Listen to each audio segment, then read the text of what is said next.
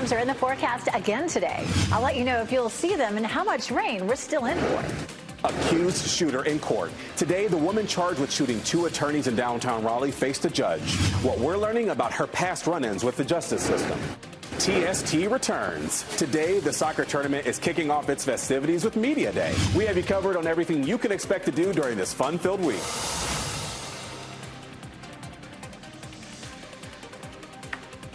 Scattered rain is falling across the viewing area right now. Good afternoon, everyone. I'm Renee Chu. And I'm Chris Levinger. Thank you so much for joining us. Yes, we are tracking the chance for scattered storms throughout the day and ramping up tonight. Again, the radar pretty active in that regard. We do have a look right now at meteorologist Elizabeth Gardner kind of showing us what to expect as the hours progress. Yeah, this is a look at dual Doppler 5000 radar. They may be kind of hard to see here on the wide view, but we have these tiny little cells that are just starting to pop up just in the last 30 minutes or so. You can see the red dots there. That's where the rain is actually likely to be heavy, but we're not likely to see those growing too large just yet. They will sort of all kind of coalesce together into like one big one, one big storm, and then likely we'll have some lightning with that too. But these are just at the beginning stages, these little cells that are starting to pop up across our area. We take a look at Futurecast, and we'll take a look at our next weather maker. This is a look at the big picture. We have our stationary front, or our warm front, that's up to the north, and everything up under it is very warm. This is a very tropical air mass. And so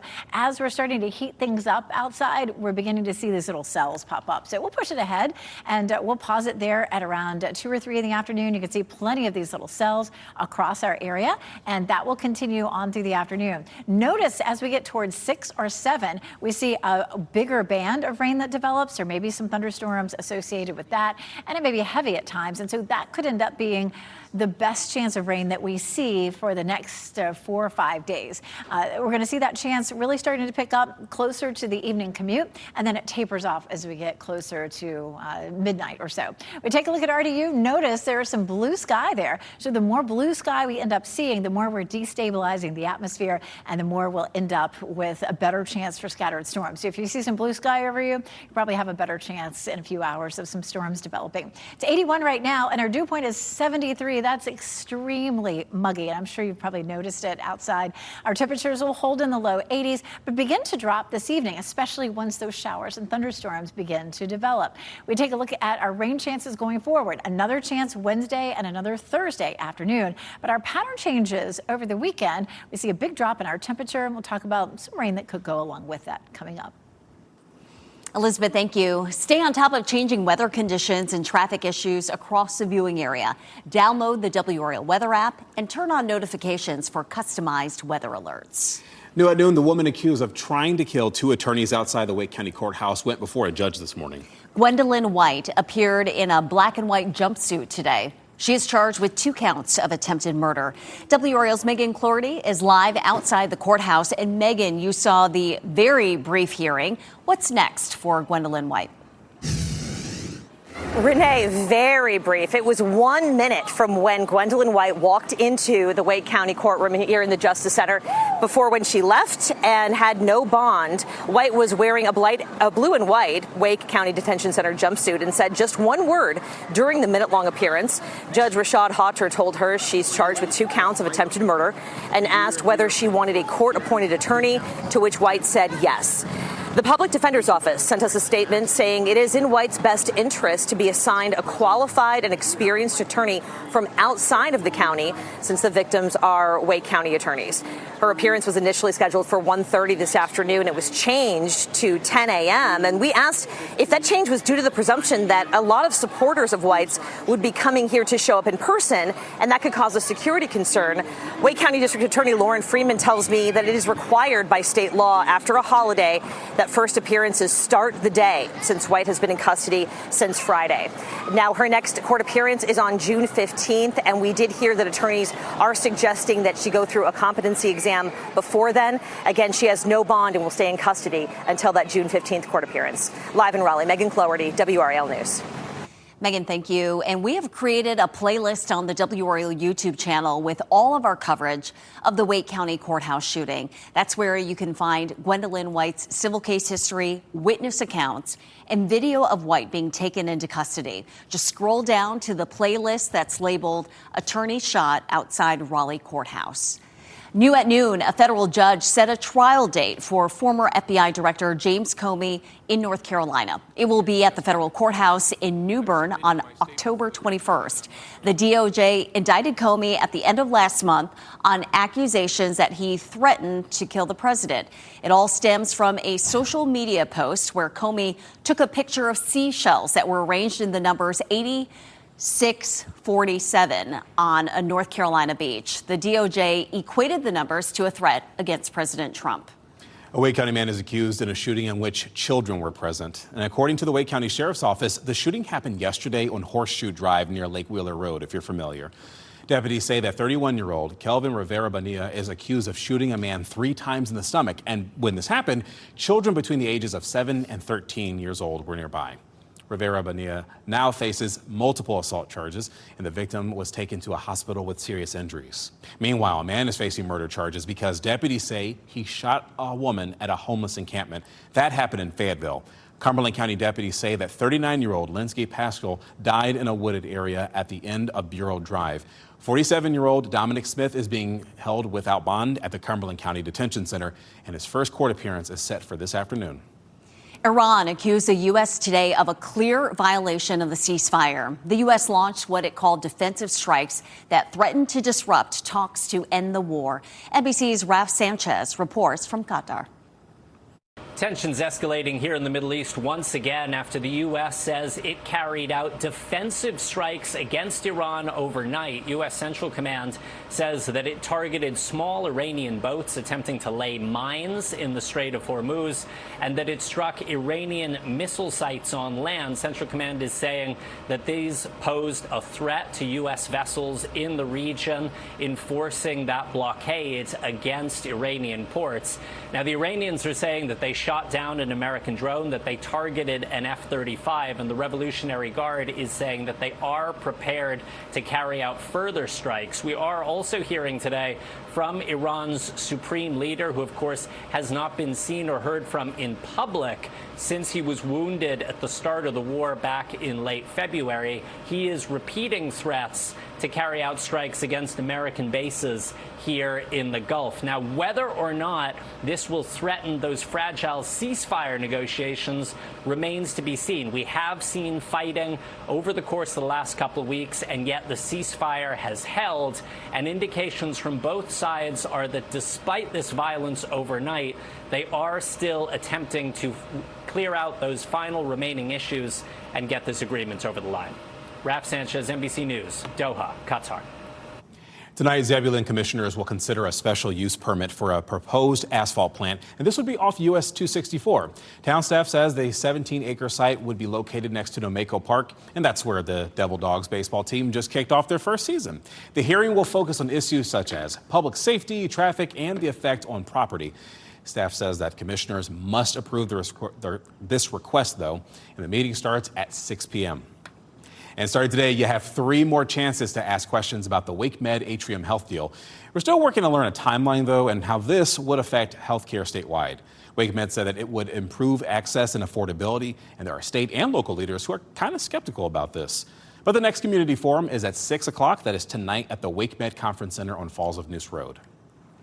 It's finally here. The first games of the soccer tournament in Cary will take place tomorrow. Oh, yeah, it's going to be big. We're talking about soccer stars from all over the world, celebrities and more that will be coming to the Triangle to compete in this global tournament. WRAL's Carly Haynes is live at WakeMed Park in Cary with what we can expect with this. This is going to be such a big event out there, Carly. The organizers of the tournament call it the Coachella of the soccer world, and it's not going to be quiet for long. Over the next few days, the soccer park will be absolutely filled with people. So I'm going to tell you a little bit about it so you can get prepared. This is going to be a 7v7 tournament. There will be a men's competition, a women's competition, and for the first year, a mixed competition. This is in its 4th year. We're talking 2,000 athletes from 13 different countries, all here in Cary, North Carolina. And this year's competition will feature celebrity-led teams. Dreamville FC is led by Fayetteville native J. Cole's label. Also, soccer greats Landon Donovan and Hope Solo, they both have teams. They're going to be playing against each other on May 30th. And returning champion Bumpy Pitch FC hopes to clinch another victory. It feels amazing. Obviously, we all love this tournament. We all look forward to it. Even when we're playing during our indoor season, we're always thinking about it, so we're just happy to be back.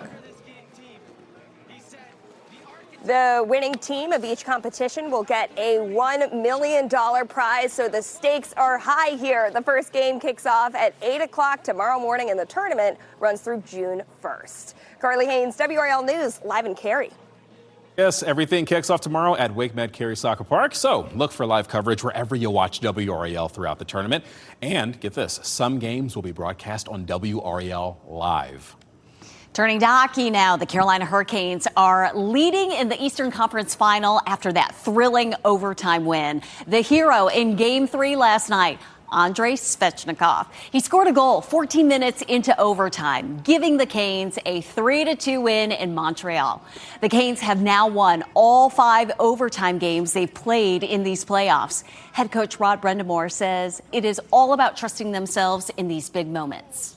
I think we were obviously really comfortable. I think we trusted our game, and especially tonight where it was clearly we were going pretty well, so we didn't really need to make too many adjustments or anything. So just keep playing, and like I said, it doesn't always work out, but tonight it did. And a remarkable milestone for the coach. Last night was Brind'Amour's 100th postseason game as head coach of the Canes. Game 4 of the series against the Canadiens is tomorrow night in Montreal. Puck drop is at 8 p.m.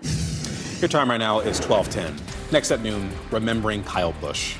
A look at the tributes to the late NASCAR legend and an emotional win at the Coca-Cola 600. Plus, navigating summer camp. If you haven't signed your child up yet, it may be a little too late. What you can do now to keep your child busy this summer and the skills it can build beyond the classroom. Coming up next, see storms moving in with WRAL's exclusive Dual Doppler 5000, sponsored by the WRAL Weather app. Download now for live radar.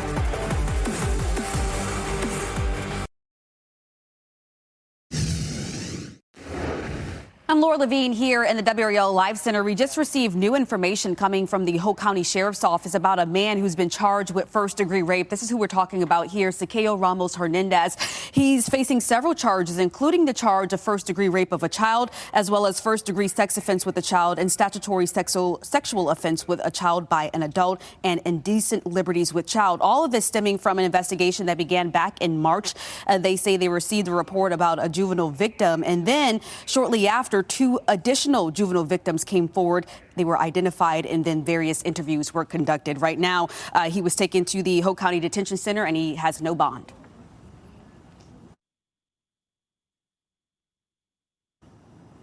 President Trump is visiting Walter Reed National Military Medical Center today for his annual medical and dental checkup. Trump turns 80 next month. He left the White House early this morning to make the drive to Walter Reed. This will be his 3rd checkup during his 2nd term in office, previously being seen in April and October last year. The president revealed last year to have chronic venous insufficiency after he was examined for mild swelling in his legs. Well, the world of racing is uniting with tributes for Kyle Busch, and that includes from his former rival, Dale Earnhardt Jr., and Daniel Suarez, who dedicated his win at the Coca-Cola 600 to the Busch family. NBC's Kaylee Hartung reports. Comes off at turn number 4. Kyle Busch wins at Dover. In the days since the sudden death of Kyle Busch, the world of racing uniting in grief. I will always remember him as the guy who hated to lose more than anybody. Former rival Dale Earnhardt Jr. narrating a heartfelt tribute to Busch's storied career. A generational talent with swagger for days. On Sunday at the Coca-Cola 600, a race Busch was once supposed to compete in. Don't cry for me down here. Country singer Brad Paisley honoring the NASCAR great. Daniel Suarez wins the Coca-Cola 600. Daniel Suarez, who was mentored by Busch, dedicating his win to the Busch family. They were all in attendance, marking their first public appearance since Busch's death. His wife Samantha and their 2 young children emotional. All those people up in that grandstand are your family, and we've got you. Brexton updating his profile picture on social media to this touching image of an embrace with his father. I'm not dressing my competitors. The two bonded behind the wheel and even competed against each other for the first time last year. The first of hopefully many meetings between father and son. Bush's death last week came just 3 days after celebrating Brexton's 11th birthday, as the 41-year-old may have been dealing with a lingering infection. I'm still not great, but 2 weeks ago, Bush saying he had a substantial cough. Then last Wednesday, he collapsed at a training facility in North Carolina. He's on the bathroom floor right now. NBC News obtaining a 911 call made before he was rushed to the hospital. Coughing up some blood. His family says Bush died the next day after suffering from severe pneumonia, which progressed into sepsis. Tribute to Kyle Busch, the bow. Now the racing community honors one of NASCAR's greatest drivers, giving Kyle Busch one final bow. Goodness, his last social media post also was wishing his son happy birthday, so that's just awful. It's just heartbreaking, isn't it? Yeah, of course, we'll bring you more tributes as we see them here on WRAL. Oh, we're doing a switch over to weather right now because there is some activity on the dual Doppler 5000.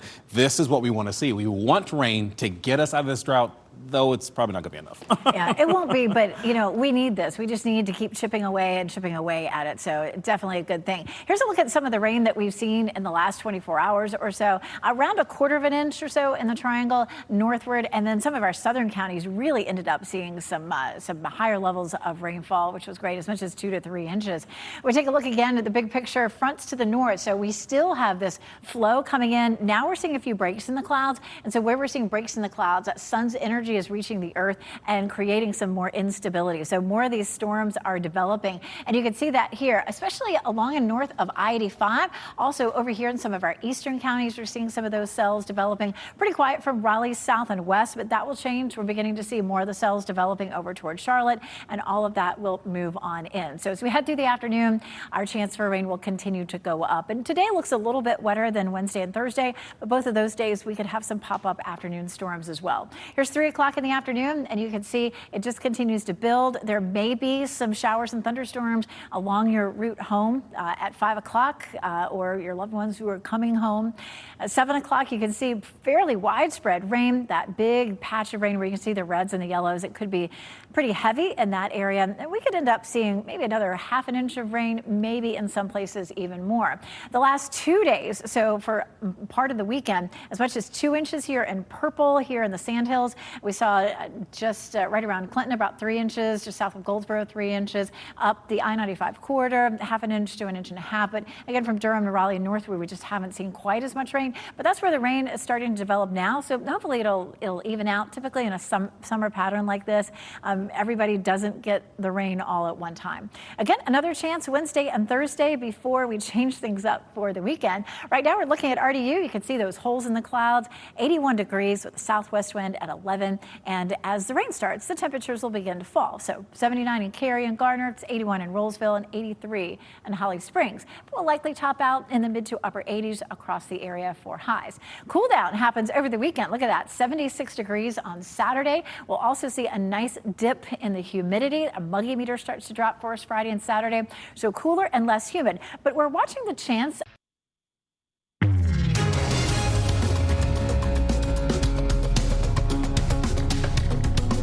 For millions of families, summer camp is a tradition, but between the costs, the options, the registration deadlines, it can all feel overwhelming. Yeah, I mean, there's a lot going on there when you're trying to plan those summer camp plans. And so here's Caroline Shively to break it all down for you. Summer camp. It's often thought of as an American rite of passage. A 2024 Gallup survey found 30 million kids and teens were engaged in some kind of summer activity.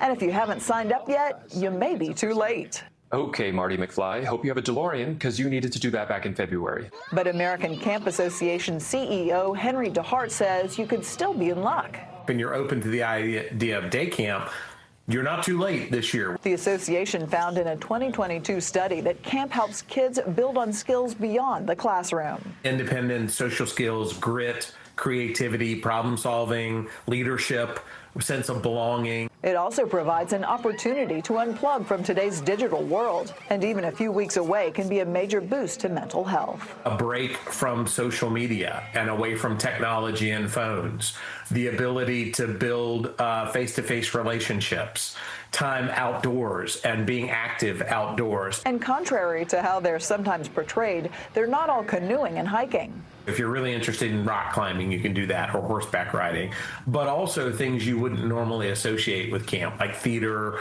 or coding or STEM. So when is the right time for your child to go? DeHart says every kid is different. Some kids are just raring to go and can't get there fast enough, and others are a little bit more hesitant. Most kids are ready these days to go to camp before the parents are ready to send them. Of course, the price is a factor. Sleepaway camps can run thousands of dollars a week. Cost is a barrier. But don't let that discourage you. There's a camp out there for every family's budget. Well, and experts say the majority of camps offer some kind of financial aid option or other perks such as sibling discounts. Well, people will now get a chance to see where the Muppet magic was made. Puppeteer Jim Henson's Creature Shop is now open for tours in Long Island, New York. The tours will offer a firsthand look at how the iconic characters from the Muppets and Sesame Street were made. The tour costs $150 per person. I'd do it. That looks fun. Well, the seltzer boom is kind of losing steam right now. About a decade ago, you may remember that LaCroix put bubbly drinks on the map. Well, now industry experts say that younger consumers are moving toward still drinks instead. They say interest is kind of moving to the non-carbonated options across both alcohol and non-alcoholic beverages categories. Data shows that hard seltzer sales are slipping, while canned cocktails such as Surfside, they're surging. And that brings us to today's WRAL Live poll. We're asking you, do you prefer carbonated or non-carbonated drinks? We already have some activity there. Okay, Yeah. A lot of people non-carbonated. That's fair. It just depends on the drink for me, but I don't know. I like yerba madre. I love Fresca. I like bubbly water, but I hear you. Okay. So if you at home want to get on this conversation, see that teeny tiny QR code right there on the screen? Go ahead and scan that, or you can head to WRAL.com/yourvoice, and we will share the results before the end of this newscast. We'll see if non-carbonated wins out. Well, still to come, hospital takeover. Yeah, another round of opportunities this week for people to learn more about the deal for Atrium Health to take over Wake Med. The question still surrounding that deal between those two hospital systems.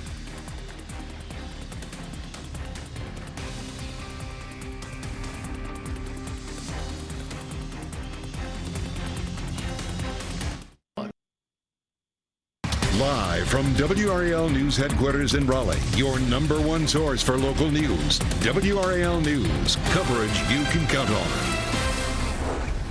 Welcome back. Thanks for sticking with us during this half hour. And this is what we like to see on the dual Doppler 5000. Little pockets of rain moving across the viewing area right now. So keep that rain gear handy. Thanks for sticking with us. I'm Renee Chu. And I'm Chris Levin. Good scattered showers. That's what we're keeping our eye on right now. Specifically, meteorologist Elizabeth Gardner. She's been kind of keeping her eye glued to the dual Doppler 5000. But Elizabeth, I mean, this is what we want to see right now. Yeah, absolutely. We still need rain. We saw several inches in some places, of course, over the weekend, as much as 3 in some spots. That's great. But we still need, in most places, about 10 to 13 or 14 inches to get out of the drought. So we still have a long way to go, but we are definitely moving in the right direction. We've had multiple chances for rain. We have more chances for rain this week. Right now, I'll zoom in up here around the I-85 corridor, and we're starting to see that line developing from Henderson on up towards South Hill. That's going to be some heavy rain. No lightning with this yet, but we are likely to see some lightning, but that's coming down pretty heavily. If you're going to be driving, say, from Durham up towards South Hill, you're going to run into some pretty heavy rain here.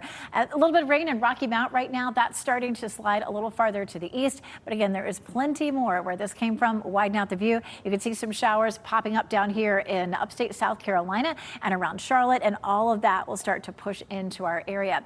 As I mentioned before, if you're seeing some sunshine over you right now, a few breaks in the clouds, that means that you'll end up with a better chance for some thunderstorms developing later on. That sun's energy reaching the surface of the earth creates some some radiating heat, which adds the energy to the atmosphere, which helps develop more of those showers and storms. This version of Futurecast continues to show a larger line that develops during the evening, maybe right around dinner time, lasting till around 10 or 11.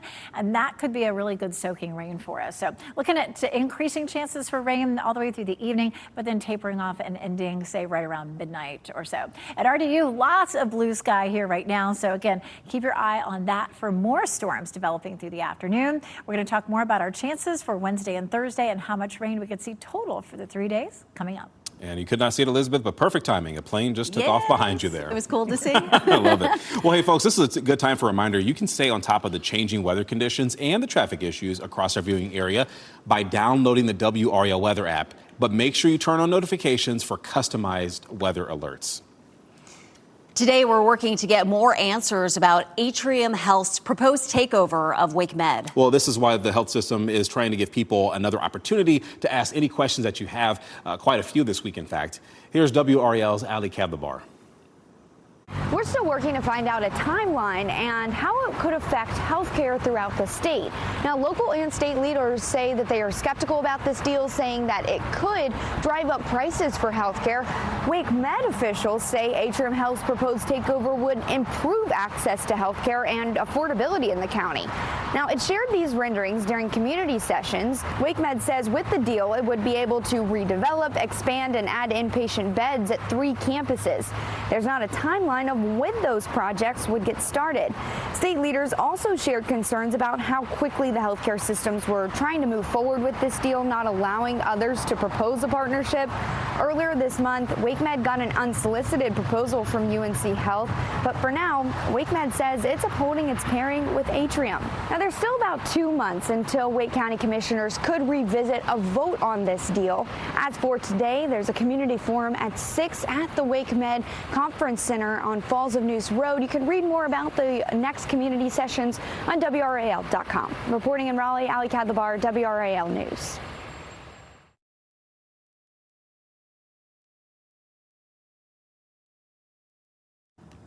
Today, the Wake County School Board is set to revisit its drafted AI policy ahead of its potential launch in the fall. You see, the proposed policy puts a definition behind generative AI, but it also emphasizes optional training for educators on AI literacy.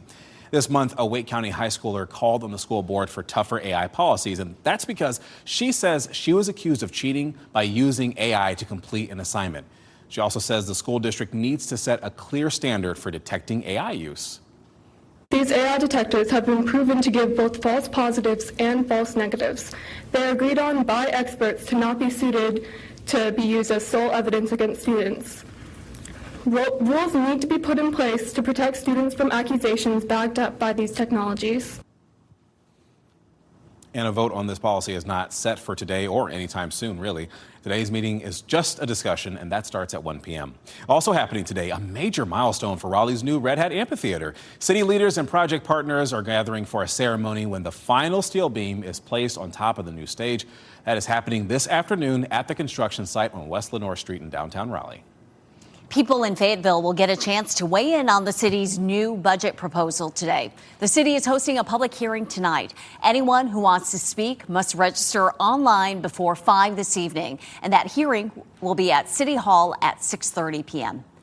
New at noon, the Triangle North Executive Airport in Lewisburg has officially finished Project Flight. The $3.4 million economic development initiative included new pavement, taxiway lighting, fencing, and upgraded access for tenants and fuel trucks.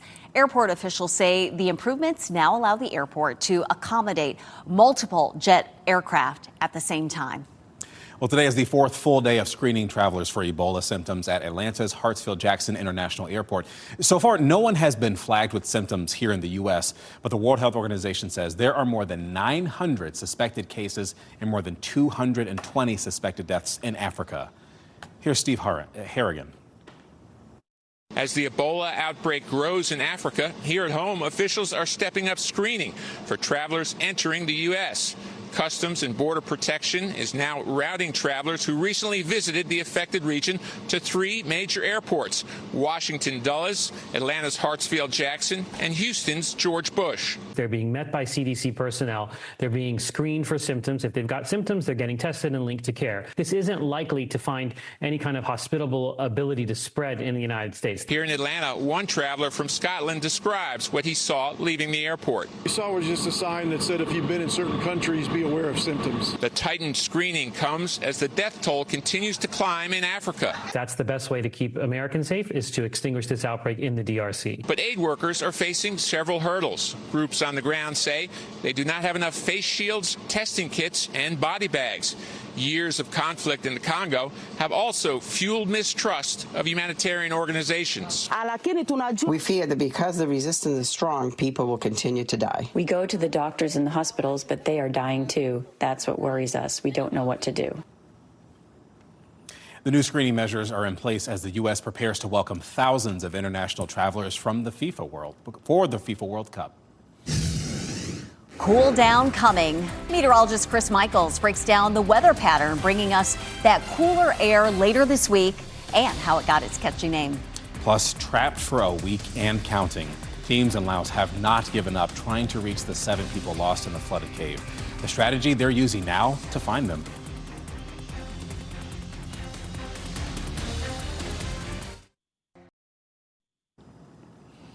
The weather in early June has our weather team speaking Greek. And so meteorologist Chris Michaels shows us what the letter omega has to do with the June cool down.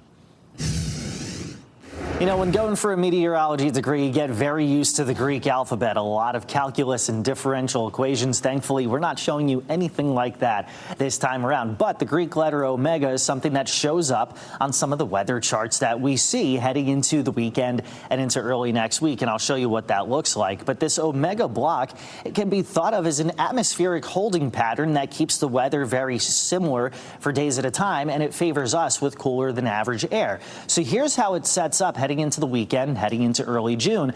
Low pressure near British Columbia, another area of low pressure near Maine, in between high pressure. In the northern hemisphere, the air flows around each of those systems such that you get this Greek letter shape there. The omega block is eventually going to bring in some cooler air here with that persistent flow coming in out of the north. In fact, it's not just us seeing that. It's NOAA's Climate Prediction Center that shows cooler than average weather likely heading into the weekend and heading into early June. So if you're not a fan of the humidity right now, there could be some relief forthcoming. And now you know. Well, coming up, summer tick warning. ER visits skyrocketing to the highest rate in nearly a decade. What experts say you can do to stay safe outdoors this summer.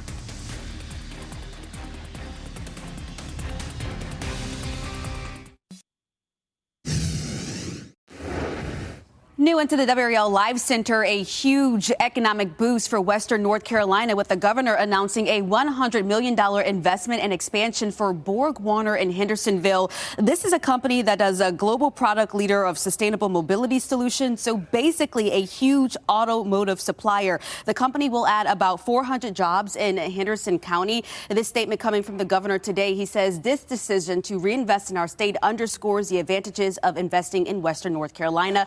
Thanks to our manufacturing economy and our world-class workforce, North Carolina remains the best place to do business. The average salary is going to be about $67,000. Really big economic news for the western part of our state. Laura, thank you. Rescuers in Laos are racing to reach 7 villagers trapped inside a flooded cave. Today marks the 7th day of the search, and there has been no contact with the group. Teams are now exploring air shafts above the cave while also pumping out water.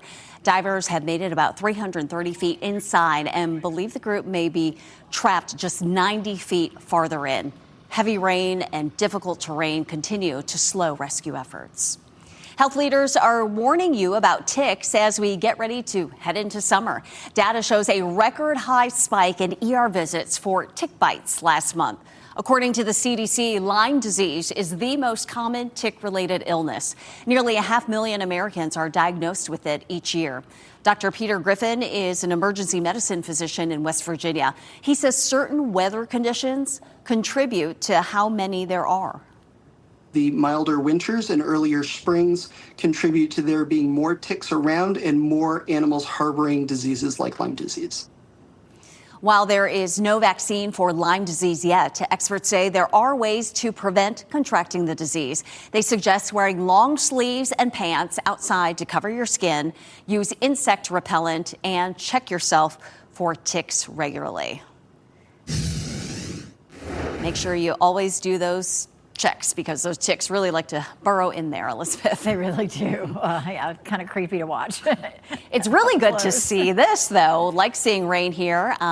Every day we've had chances for rain, and we've been getting it. We have. It's been really good. You know, we knew we were going to move into this pattern just as we started the weekend, and it's nice to see it continuing at least through Thursday. So we'll have more chances. And I think today is going to be a really good one. As a matter of fact, we were talking about some of these tiny cells developing into storms, and here we go. We have some thunder and lightning that's right here in Warren County. We're going to take a look at some of the counties up there. I'm going to show you Lake Gaston, where we've got some really heavy rain coming down right there. So along the Virginia line, we're seeing a good bit of rain, especially right up the I-85 corridor.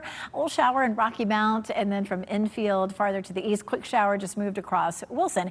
Widen out, and of course we have more rain that's developing back here across Charlotte. So everybody hopefully will have a chance to at least see some rain. Along with that, we do have a low-end flood risk for today for most of us. The yellow shaded area is where we have a medium flood risk, and that stretches back across parts of the Piedmont. So just some of our western counties in that medium risk. So there could be some folks who end up seeing as much as 2, maybe 3 inches of rain out of this. Take a look at this picture from Lake Gaston. It looks like it's frozen, unfortunately, because the rain was really coming down. You can tell there's water on the camera lens, but it looks like we maybe just lost connection with it.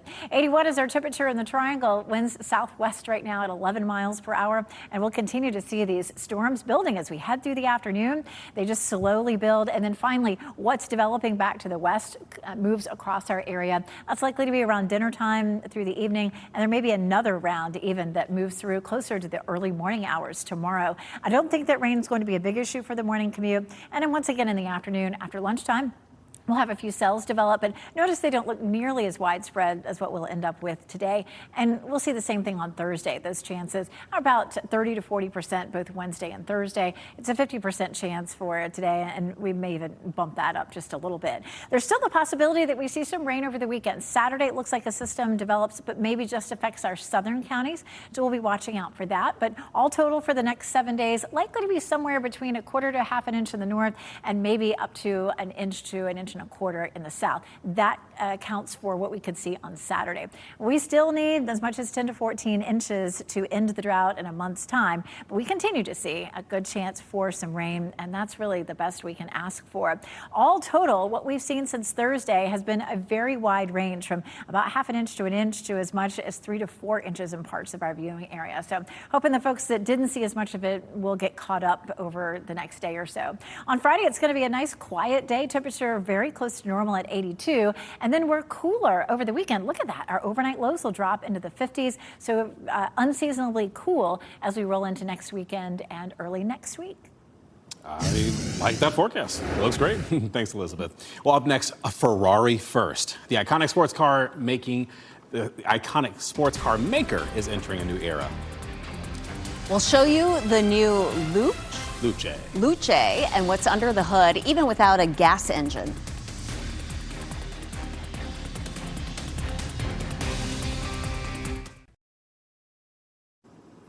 As we wrap things up, here's a look at a few of the headlines we are following today. The woman accused of trying to kill 2 attorneys outside the Wake County Courthouse Friday was given no bond during her first court appearance today. Gwendolyn White faces 2 counts of attempted murder. If convicted, she could face up to 65 years in prison. Her next court date will be June 15th. Tonight, Zebulon commissioners will consider a special use permit for a proposed asphalt plant off Old US 264. Town staff says that the 17-acre site would be located next to Nomeco Park, formerly Five County Stadium. The hearing will focus on issues such as public safety, traffic, and the effect on property, and the meeting starts